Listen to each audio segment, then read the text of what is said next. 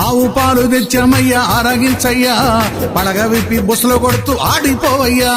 పుట్టలోని నాగమయ్య లేచి రావయ్యా నీ భక్తులను కాపాడవేగరావయ్యా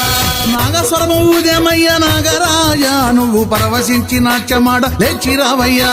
పుట్టలోని నాగమయ్య లేచి రావయ్యా నీ భక్తులను కాపాడవేగరావయ్యా పుట్టలోని నాగమయ్య లేచి రావయ్యా నీ భక్తులను కాపాడవేగరావయ్యా